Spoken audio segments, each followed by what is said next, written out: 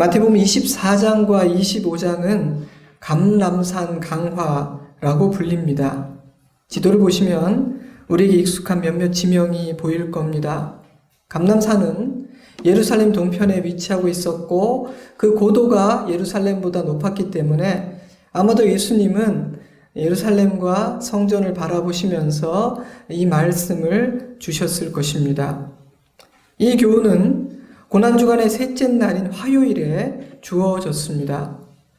종료주일에 예루살렘에 입성하신 예수님은 그 다음 날인 월요일에 성전에 들어가사 장사하는 자들을 내쫓으시며 아버지의 집은 만민이 기도하는 집이거늘 너희는 강도의 소굴로 만들어 버렸다고 호통을 치셨죠. 그 일로 인해 유대 종교 지도자들과의 긴장은 한없이 고조되었고 그들은 예수를 죽이고자 하였으나 군중이 두려워서 감히 손대지는 못하였습니다. 하지만 예수님은 3일 뒤에 목요일에 체포되셨고 다음 날인 금요일에 십자가에 달리시게 됩니다. 오늘 읽은 말씀은 그 주간의 화요일, 그러니까 잡히시기 이틀 전에 주어진 말씀이었습니다. 감람산 강화는 제자들의 질문에 대한 예수님의 대답이라는 형식으로 주어진 설교입니다. 24장 3절, 예수께서 감람산 위에 앉으셨을 때 제자들이 조용히 와서 이르되 우리에게 이르소서 어느 때 이런 일이 있겠사오며 또 주의 임하심과 세상 끝에는 무슨 징조가 있사오리이까. 예수께서 대답하여 이르시되 너희가 사람의 미혹을 받지 않도록 주의하라. 많은 사람이 내 이름으로 와서 이르되 나는 그리스도라 하여 많은 사람을 미혹하리라. 난리와 난리 소문을 듣겠으나 너희는 삼가 두려워하지 말라. 이런 일이 있어야 하되 아직 끝은 아니니라. 조용히 와서라는 표현이 제 시선을 끌었습니다. 이러한 제자들의 조심스러운 행동은 아마도 그 당시에 아주 심상치 않은 분위기 때문이었을 거예요. 감람산 강화가 시작되기 전인 바로 23장을 보면 예수께서 서기관과 바리새인들을 혹독하게 책망하신 이야기가 담겨 있습니다.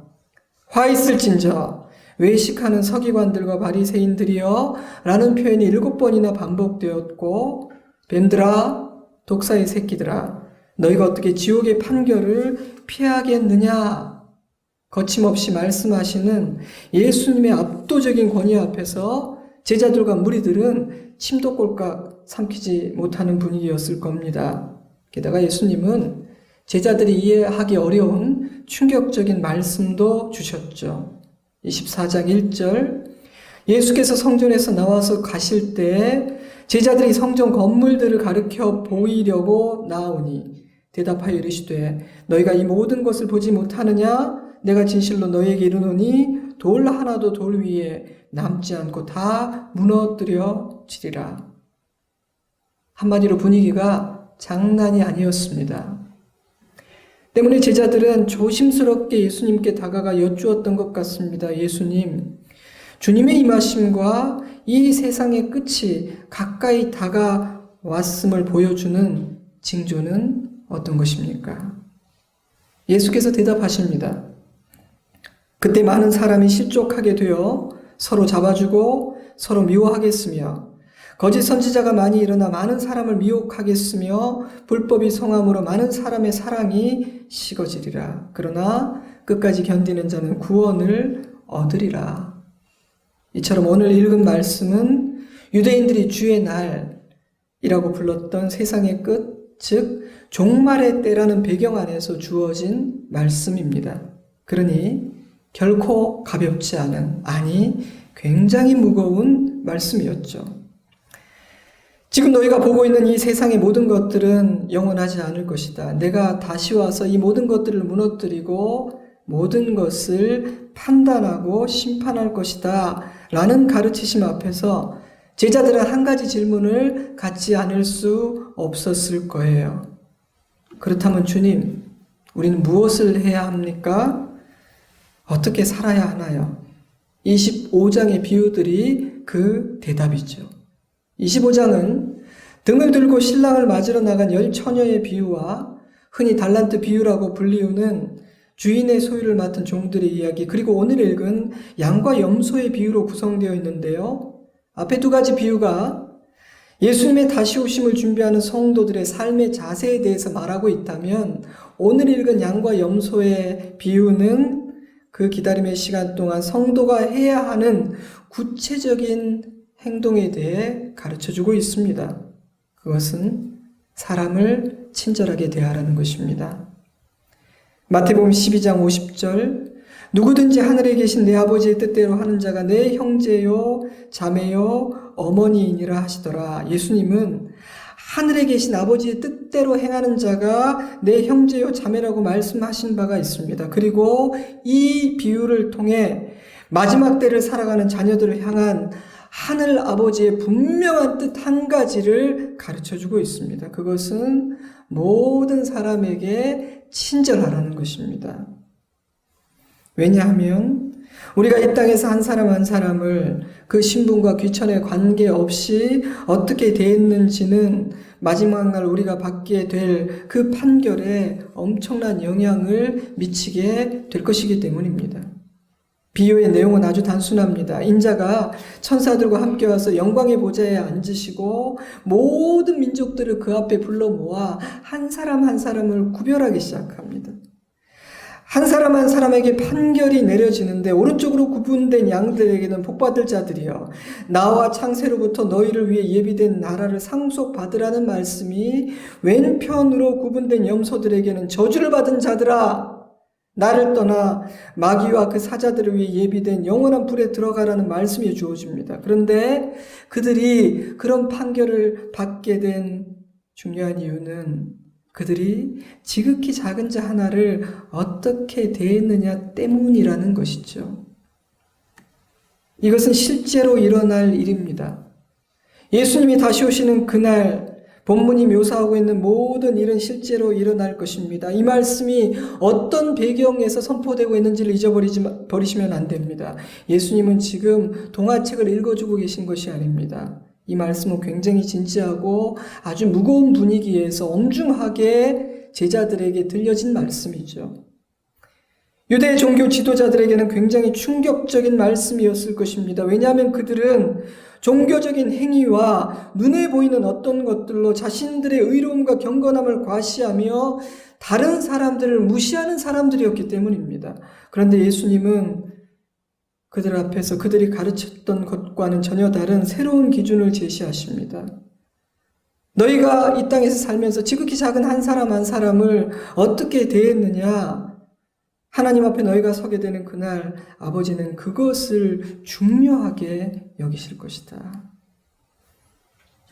오늘 함께 읽은 이 말씀은 하나님께서 우리가 한 사람에게 베푸는 작은 친절을 어느 정도로 가치 있게 여기시는지를 보여줍니다. 그들이 한 사람에게 베푼 친절이 그들의 운명을 가르는 중요한 기준이 되었으니까요. 그래서 저는 오늘 친절에 대해서 함께 생각해 보려고 해요. 제가 사랑, 희생, 헌신이라고 표현하지 않고 굳이 친절이라고 표현하는 이유는, 사랑이나 희생 그리고 헌신과 같은 것들은 거창하고 어려워 보이지만 친절은 그렇게 대단해 보이지 않기 때문입니다. 그리고 이 말씀에서 양들이 지극히 작은 자에게 했던 행위는 대단한 헌신이라기보다는 작은 친절에 가까워 보이기 때문입니다. 저에게는 양들로 구분된 의인들이 베푼 친절이 대단하고 위대한 헌신이 아니었다는 사실이 무척 인상적입니다. 그리고 하나님께서 그런 작은 친절을 너무나 크고 가치 있게 여기셨다는 사실은 더 인상적입니다. 인자가 그들에게 너희는 내가 줄일 때 먹을 것을 주었고 헐벗었을 때 옷을 입혔고 병들었을 때 돌보아 주었다 칭찬하실 때 그들은 어떻게 반응했나요? 37절, 이 의인들이 대답하여 이르되 주여 우리가 어느 때 주께서 줄이신 것을 보고 음식을 대접하였으며 목마른 것을 보고 마시게 하였나이까? 어느 때에 나그네 되신 것을 보고 영접하였으며 헐벗으신 것을 보고 옷 입혔나이까? 어느 때에 병드신 것이나 옥에 갇히신 것을 보고 가서 배웠나이까 하리니. 우리가 언제 그런 일을 했죠? 그들은 3번이나 같은 질문을 합니다. 무슨 의미일까요? 그들이 기억하지 못할 정도로 그리 대단치 않은 일이었다는 뜻일 거예요. 그런데 하나님께서는 그들이 잊어버린 그 일들을 다 기억하고 계셨고, 그들이 베푼 그 친절은 그들에게 마지막 날 낭독될 그 판결물에 결정적인 영향을 끼쳤습니다. 저는 너무나 하나님답다는 생각이 들었습니다. 그러한 하나님의 행동은 성경이 말하고 있을 뿐 아니라 제가 경험하여 알고 있는 하나님의 성품과 너무나 일치하며, 또한 그 기준은 너무나 공평한 기준이라는 생각이 들었습니다. 왜냐하면 이들이 베푼 친절은 일상의 삶에서 누구나 행할 수 있는 일이었기 때문입니다. 의인들이 했던 그 행동은 부나 능력 또는 지식에 의해 좌우되는 행위가 아니었으며, 특별한 달란트나 은사가 필요한 일이 아니었습니다. 무거운 짐 든 어르신을 도와드리고, 앞을 보지 못하는 분을 위해 길 안내를 해드리고, 더운 날 택배 아저씨나 경비 아저씨에게 시원한 음료수 한 잔을 나누고, 내 아이가 이제는 다 자라 더 이상 읽지 않는 책을 깨끗하게 정리해서 그 책이 필요한 이웃과 나누고, 친구가 아프다는 이야기를 듣고 반찬 몇 가지를 사서 달려가고, 나보다 약해 보이는 분에게 자리를 양보하고, 나보다 늦게 왔지만 내 뒤에 줄 서 있지만 너무 초조해 보이고 급해 보이는 분에게 괜찮아요, 먼저 하세요라고 양보하는 그런 일들에 무슨 대단한 자격증이 필요하겠습니까? 그것은 내가 어떤 집에 사는지, 어떤 학교를 나왔고 어떤 직장에 다니고 있으며 어떤 위치에 있는지와 아무런 관계가 없습니다. 그러므로 하나님께서 그러한 기준과 잣대를 가지고 우리의 삶을 평가하신다는 것은 매우 공평한 일입니다. 아이비리그를 나와야만 할 수 있는 어떤 일로 우리의 삶이 평가된다든지, 대단한 재력이 있는 사람들만이 할 수 있는 어떤 일로 내가 그 마지막 날 양이 될 것인지 염소가 될 것인지가 결정된다면 그 얼마나 불공평한 일이겠습니까? 그러니 마지막 날 주어지는 그 하나님의 판결 앞에서는 누구도 핑계하거나 변명할 수가 없습니다. 때문에요, 하나님 앞에 서게 될 때 깜짝 놀랄 만한 일이 많을 겁니다. 왜냐하면 그날에 하나님이 물으시는 질문은 세상이 우리에게 물었던 것과는 굉장히 다를 것이기 때문입니다. 세상이 가치 있게 여기는 것과 하나님이 가치 있고 무겁게 여기시는 것은 너무나 다르다는 것을 그날 그곳에서 발견하게 될 것이기 때문입니다. 때문에 돈과 권력을 휘두르며 내가 누군 줄 알아 큰소리치며 아나무인으로 살았던 사람들은 많이 당황할 것입니다. 하나님 앞에서는 그런 것들이 중요하지 않을 뿐 아니라 그런 것들이 통하지 않으니까요.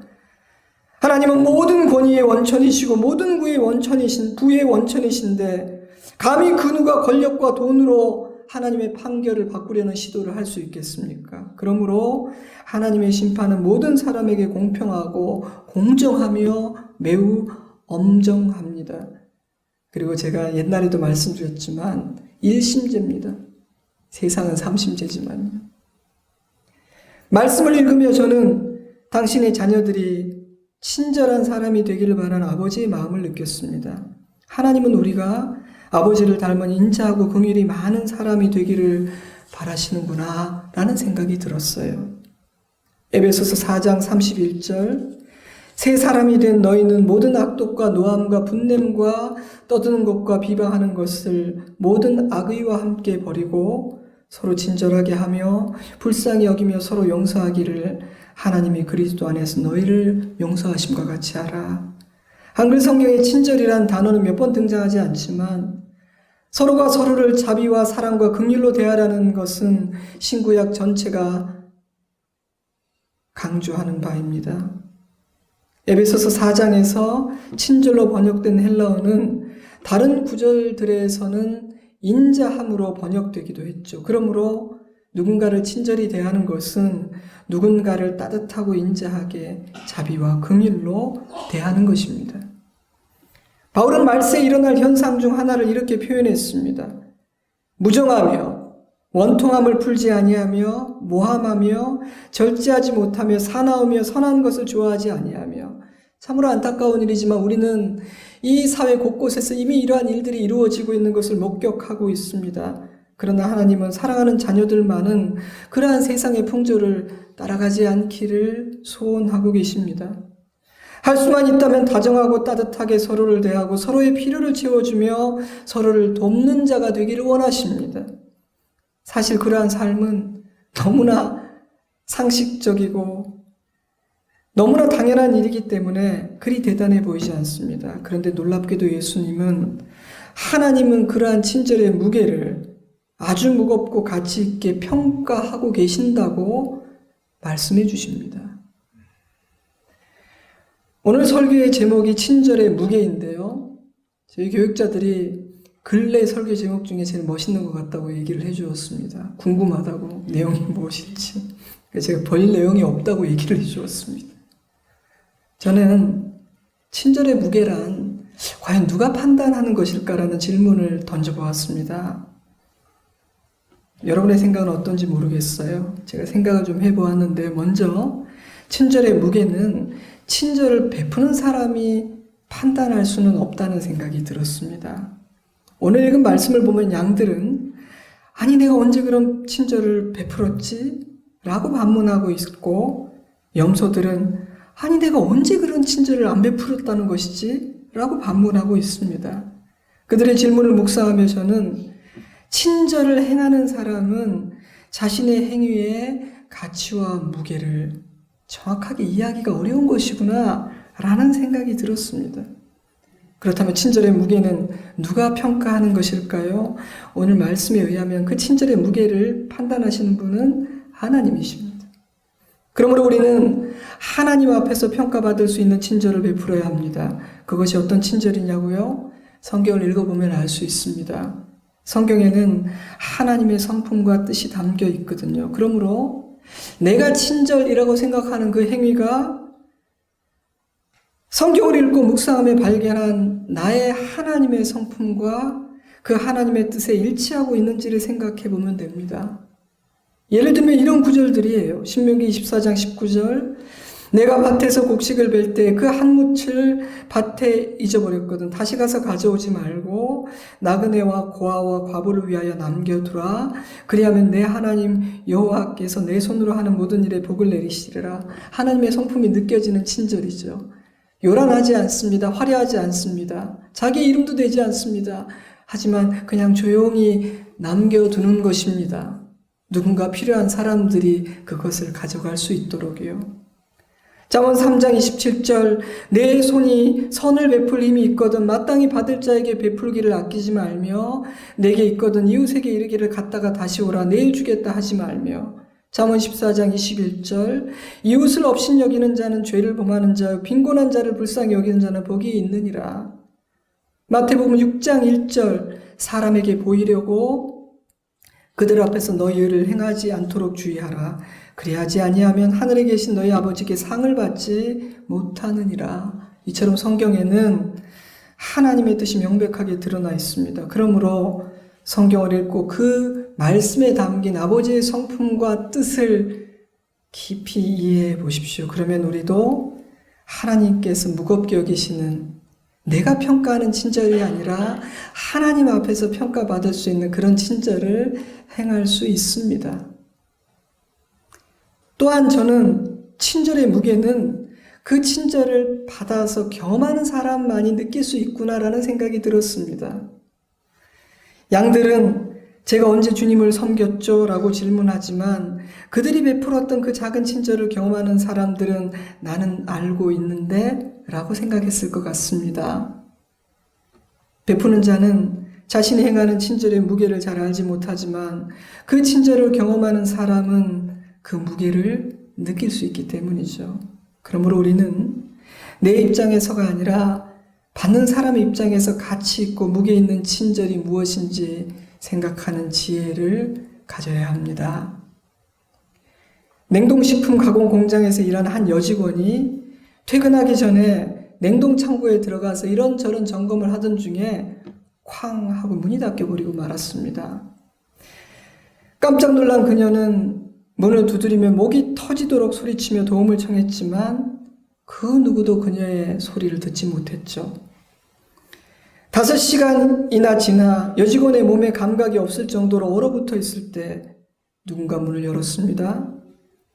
경비원 아저씨였죠. 경비원 아저씨는 왜 그 시간에 냉동창고로 찾아와서 문을 열었던 걸까요? 경비원 아저씨는 자기가 공장에 온 지 35년이나 되었지만 그 여직원 한 사람을 제외하고는 그 누구도 매일같이 퇴근길에 출근길에 깍듯하고 친절하게 인사해준 사람이 없었다고 말했습니다. 그런데 그날은 퇴근 시간이 훌쩍 지났는데도 그녀의 모습이 보이지 않자 참으로 이상하다는 생각이 들어 혹시 무슨 사고가 난 것은 아닌가 하고 공장 곳곳을 돌아다니다가 혹시나 하는 마음으로 냉동 창고까지 확인하러 왔다는 것입니다. 이곳에 많은 사람들이 있지만 모두가 나를 별 볼 일 없는 사람으로 되었지만 조용히 그러나 친절하고 따뜻하게 아침에 그리고 저녁에 인사해주는 당신을 저는 늘 기다렸습니다. 내가 그래도 누군가에게 사람 대접을 받고 있구나 하고 느꼈거든요. 그녀는 매일 경비원 아저씨에게 인사하는 그 작은 친절의 가치와 무게가 그 정도인 줄을 알고 있었을까요? 하지만 경비원 아저씨는 그녀가 베푼 친절의 무게를 매일 느끼고 있었습니다. 아마 그날 그 여직원은 그분의 입을 통해 그 친절의 무게를 조금이나마 느끼지 않았을까요? 저에게도 친절을 베풀어 주신 많은 분들이 있습니다. 저는 그분들이 베풀어 준 친절의 무게를 조금은 알고 있습니다만 그분들은 잘 모르는 것 같아요. 그래서 제가 종종 이야기를 해주면 믿지 않거나 도망가거나 고통스러워하는 경우도 많이 있습니다. 하지만 저는 그 무게가 어느 정도인지를 종종 얘기해 드립니다. 왜냐하면 그분들이 저의 인생에 얼마나 가치 있는 일을 하셨는지를 알게 해드리고 싶고 격려해드리고 싶기 때문이고요. 저한테 하신 것처럼 다른 많은 사람들에게도 그렇게 해주시기를 바라기 때문이죠. 우리가 베푸는 친절의 무게는 하나님이 판단하시고 우리의 친절을 경험하는 사람들이 평가합니다. 때문에 물론 가끔은 이 세상에서 사는 날 동안 그 무게가 드러나기도 하지만 궁극적으로 우리가 살면서 베푼 크고 작은 친절의 무게는 마지막 날 하나님 앞에 섰을 때 온전히 밝혀지게 됩니다. 이 비유처럼 말이죠. 우리는 친절한 사람입니까? 하나님의 법정 증인석에는 우리의 삶에 대해 증언할 많은 증인들이 서게 될 것입니다. 그날 우리의 친절을 증언할 사람들이 많았으면 좋겠습니다. 자, 그렇다면 우리는 누구에게 친절해야 될까요? 물론 그리스도인은 모든 사람에게 친절해야 합니다. 그러나 오늘 말씀은 구체적으로 두 종류의 사람을 떠오르게 만듭니다. 첫째로 지극히 작은 자입니다. 임금이 대답하여 이르시되 내가 진실로 너희에게 이르노니 너희가 여기 내 형제 중에 지극히 작은 자 하나에게 한 것이 곧 내게 한 것이니라 하시고, 지극히 작은 자는 너무나 작고 초라해서 사람들의 시선과 관심을 끌지 못하는 사람을 의미합니다. 그래서 무시되고 소외되기 쉬운 사람들이죠. 약한 사람들입니다. 그런 이유 때문에 지극히 작은 자에게 베푸는 친절은 참으로 순수한 것일 가능성이 많습니다. 왜냐하면 그 초라한 사람들로부터 무엇인가 보상과 대가를 바라기는 어렵기 때문입니다. 지극히 작은 자에게 베푸는 친절은 성품과 마음에서 우러난 것일 가능성이 많습니다. 왜냐하면 그들은 너무나 작고 초라하기 때문에 많은 사람들의 눈에는 보이지조차 않아 지나치기 쉽상이니까요. 때문에 우리 주님은 지극히 작은 자에게 베푼 친절을 굉장히 무겁게 평가해 주십니다. 그러므로 여러분, 나에게 지극히 작은 자를 향한 친절과 자비가 있는지를 생각해 보십시오. 또한 내가 친절히 대해야 할 지극히 작은 자는 누구일지를 생각해 보세요. 그는 반드시 경제적인 약자가 아닐 수도 있습니다. 감정적, 정서적 약자이거나 관계에 있어서 약자의 위치에 있는 사람일 수도 있습니다. 또 평소에는 지극히 작은 자가 아니었지만 어느 순간 작은 자의 자리에 잠시 서게 된 어떤 사람일지도 모릅니다. 그러니 여러분, 내 곁에 있는 지극히 작은 자는 누구일지를 생각해 보세요. 그리고 그에게 그리스도의 친절을 베푸시기 바랍니다. 또한 우리는 어떤 필요를 가진 사람을 친절하게 대해야 합니다. 마태복음 25장 35절, 내가 줄일 때 너희가 먹을 것을 주었고 목마를 때 마시게 하였고 나그네 되었을 때 영접하였고 헐벗었을 때 옷을 입혔고 병들었을 때 돌보았고 옥에 갇혔을 때 와서 보았느니라. 이 이야기 전체에서 이 표현은 4번씩이나 반복됩니다. 여러분, 양들은 누구를 돌보았나요? 줄인 자, 목마른 자, 나그네 벗은 자, 병든 자, 옥에 갇힌 자, 모두가 종류는 달랐지만 어떤 필요를 가진 사람들이었습니다. 그러므로 그들이 베푼 친절은 누군가가 가진 필요를 채워주는 것이었습니다.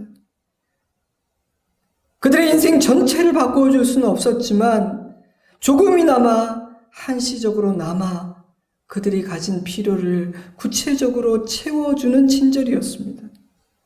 사랑하는 성도 여러분, 세상을 바꾸려고 하지 마십시오.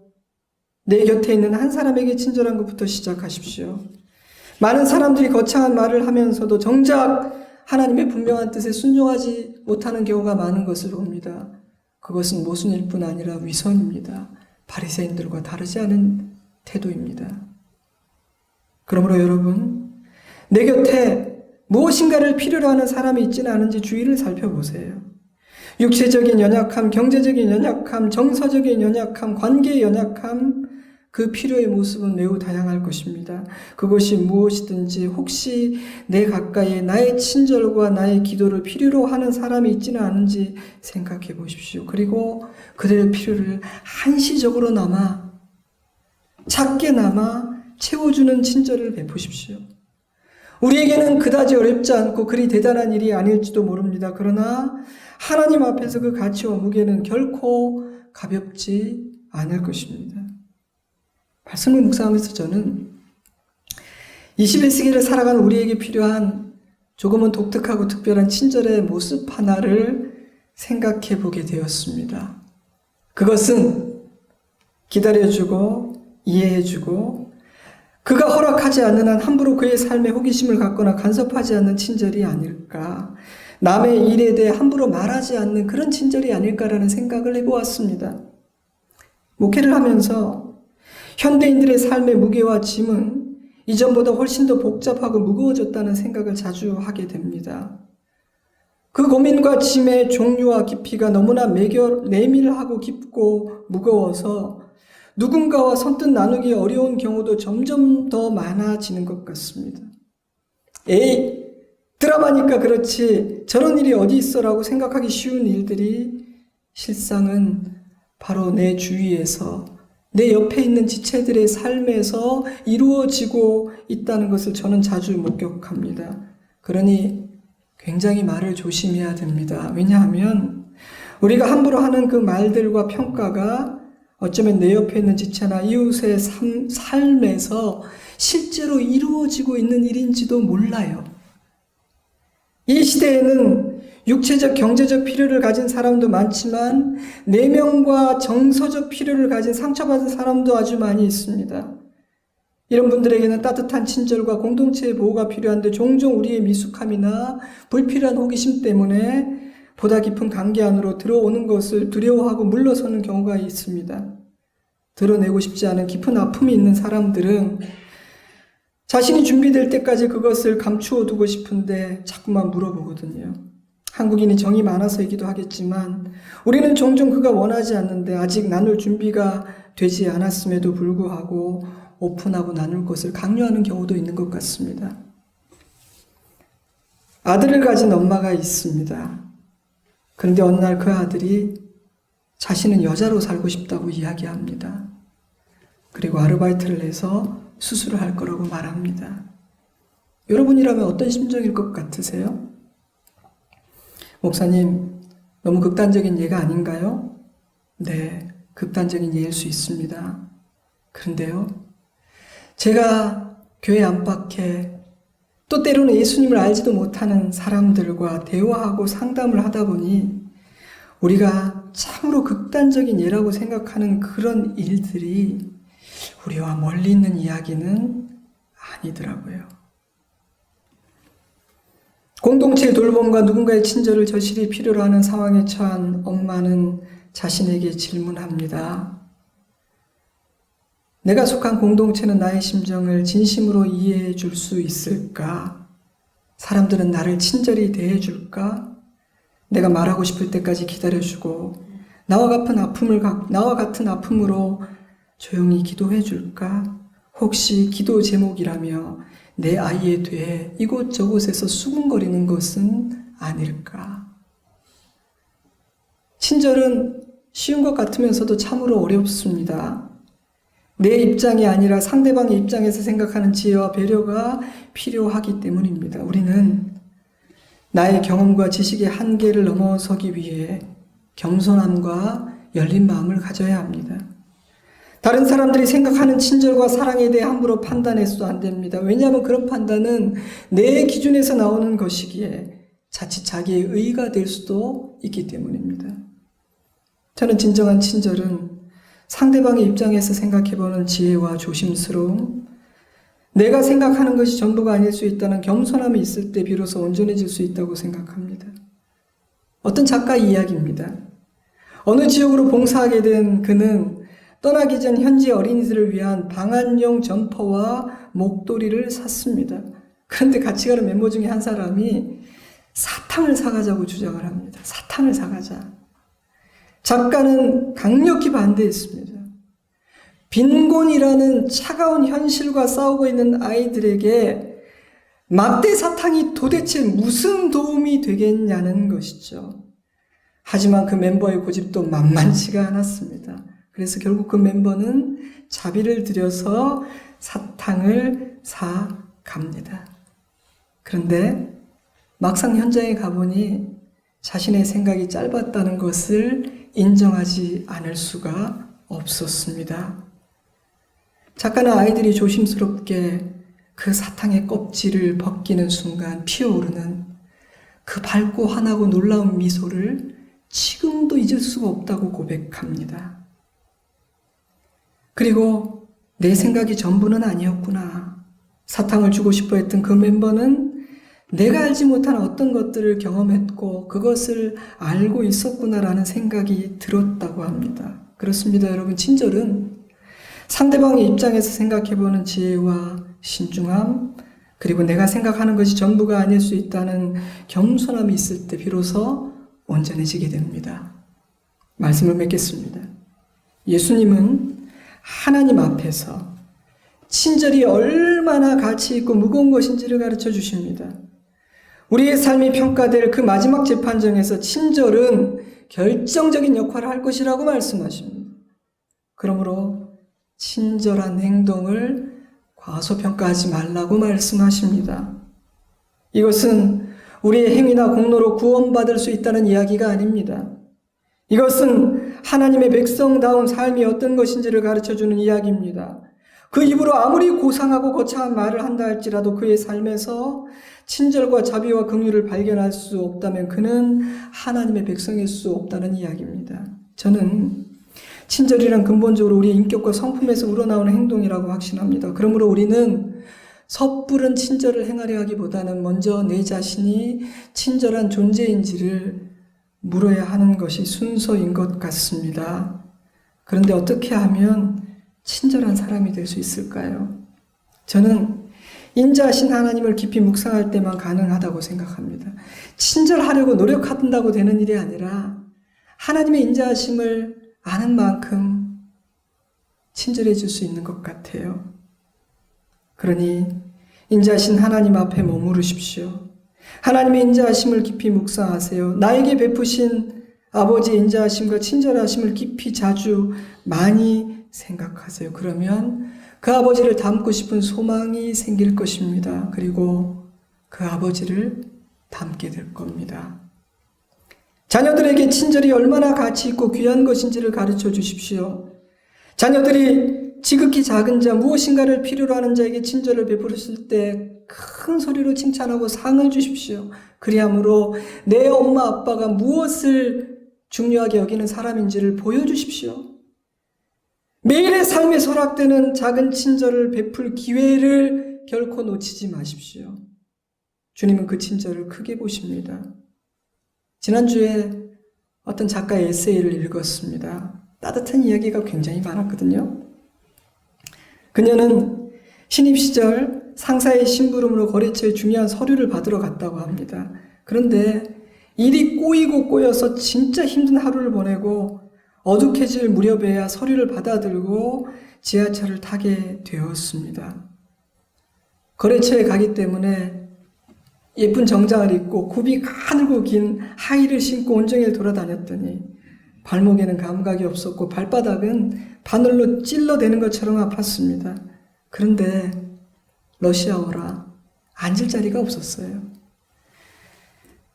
다리는 후들거리고 등 뒤로 식은땀이 흘렀습니다. 하지만 멋진 하이를 신고 정장 투피스 차림으로 지하철 바닥에 쭈그려 앉을 수는 없었습니다. 현기증이 나기 시작했고 얼마나 버틸 수 있을지 확신이 서지 않았습니다. 빨갛게 상기된 얼굴로 지하철 봉을 붙잡고 이를 악물고 버티고 있을 때 누군가의 그녀의 등을 톡톡 쳤습니다. 돌아보니 꽤 나이든 아주머니였습니다. 깜짝 놀란 작가를 쳐다보며 그 아주머니는 씩 웃더니 무엇인가 잔뜩 담겨있는 커다란 검은 비닐 봉지를 쓱 밀면서 여기 앉아요. 속에 옷이 들어가지고 무너져도 괜찮아. 그렇게 말씀을 하시더랍니다. 의류상가를 지나는 노선이었기 때문에 그 여인은 분명히 의류 도매상이 분명했어요. 옷을 떼서 가는 길인 것 같았습니다. 작가는 잠시 망설이다가 그 봉지 위에 앉았습니다. 몇 번씩이나 아주머니 어느 역에서 내리세요? 라고 물어보았지만 대답하지 않았습니다. 그 아주머니는 시크하게 자기가 자꾸 쳐다보고 물어보면 불편할까봐 말도 걸지 않았고 너무나 미안했던 작가가 말을 걸 때마다 간간히 대답만 해줄 뿐이었다고 합니다. 오래된 일이지만 작가는 아직도 그 비닐봉투가 생생하게 기억이 난다고 해요. 그 어떤 값비싼 가죽 소파보다 더 푹신하고 편안했던 그 비닐봉지 말입니다. 사랑하는 성도 여러분, 인생의 어떤 순간 우리 모두는 누군가의 친절을 필요로 하는 지극히 작은 자의 자리에 서게 됩니다. 제가 장담합니다. 우리는 어느 순간 그런 자리에 서게 됩니다. 우리는 이 이야기를 읽을 때 항상 내가 양이냐 염소냐의 입장에서 생각하지만요. 우리는 살다 보면 그들이 돌보아 주었던 지극히 작은 자, 어떤 필요를 가진 자에 서게 되는 순간이 있습니다. 그때 나에게 친절을 베풀어주는 사람이 없다면 어떨까요? 힘들 겁니다. 누군가 작은 친절을 베풀어 주기만 한다면 너끈히 이길 수 있는 일이지만 아무도 나를 친절히 대해주지 않는다면 우리는 그 작은 일로 무너져 버릴지도 모릅니다. 그러니 여러분, 지나온 우리의 인생 여정에서 우리를 친절히 대해준 모든 사람들에게 감사합시다. 그리고 무엇보다도 한결같이 우리를 사랑하시고 인자하심과 자비하심으로 우리를 대해주시며 앞으로도 그리해 주실 우리의 아버지께 감사드립시다. 그리고 이 말씀을 따라 우리도 친절한 사람이 되기를 소원합시다. 이전보다 더 따뜻하고 아버지의 인자하심을 가진 사람으로 살아갑시다. 기도하겠습니다. 사랑하는 성도 여러분, 우리도 우리 인생에 보내주신 양들과 같은 사람들의 친절 덕분에 인생의 고비들을 넘어왔습니다. 그리고 한없는 하나님의 인자하심 안에서 견디고 이길 수 있었습니다. 하나님께서는 말씀하십니다. 이전에는 그러하지 못했지만 이제는 서로 친절히 대하고 자비와 긍휼로 사람을 대하라, 섬기라. 지극히 작은 자를, 어떤 필요를 가진 사람을 따뜻히 대하라 말씀해 주십니다. 주님, 가르쳐 주십시오. 따르기를 원합니다. 주님을 닮고 싶습니다. 우리 잠시 기도하겠습니다.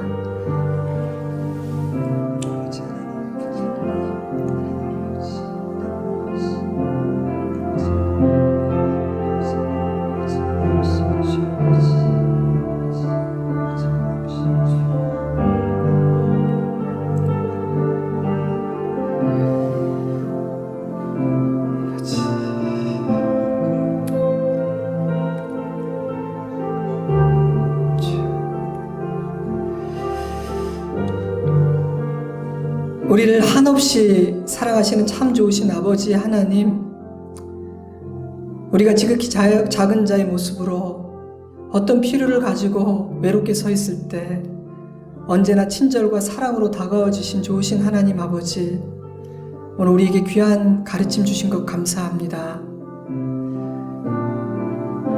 우리 남은 날을 어떻게 살아야 할지, 우리가 해야 되는 구체적인 행동이 무엇인지 가르쳐 주시니 감사합니다. 사실 주님, 우리는 친절함이 좋은 것인 줄 알았지만 아버지께서 이 정도로 가치 있게 여기시는 것인지는 잘 알지 못했습니다. 그러나 이제 알았으니 주님의 뜻을 따르기를 원합니다. 주님, 아버지의 인자하심을 우리가 알고 매일 경험할 수 있으면 좋겠습니다.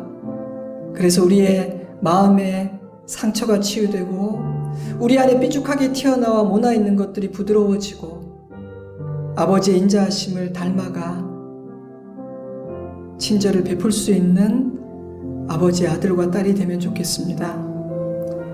이 세상은 경쟁하고 이겨야 된다고 말하지만 우리 자녀들이 친절한 사람 되면 좋겠습니다. 저희들 기도하면서 그것을 잘 가르칠 수 있도록 도와주시옵소서. 하나님의 공동체는 그 어떤 것보다 친절해야 되는 곳입니다. 세상이 교회를 보며 아버지의 인자하심을 경험하게 하여 주시옵소서. 아버지 감사합니다. 아버지 사랑합니다. 예수님 이름으로 기도드리옵나이다. 아멘.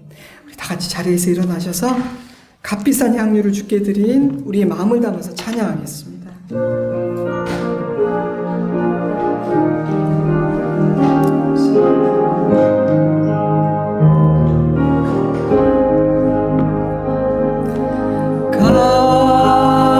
값비싼 향유를 주께 드린 막달라 마리아 본받아서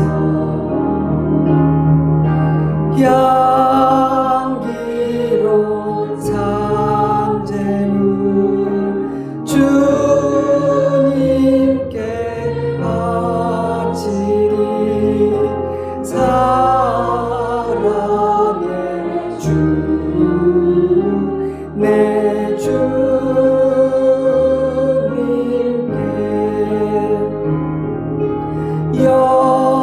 연약한 자에게 힘을 주고 어두운 세상에 빛을 비춰 성실과 인내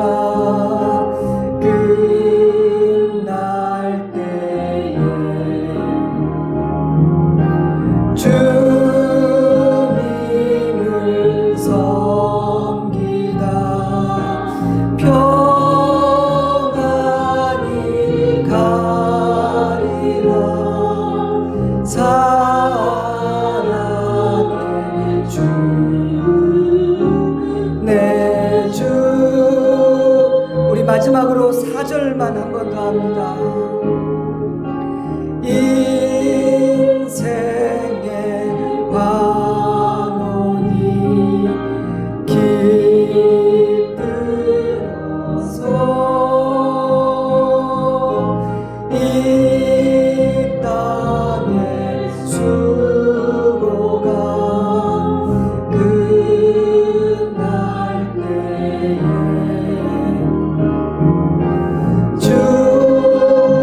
주님을 섬기다 평안히 가리라. 사랑의 주 내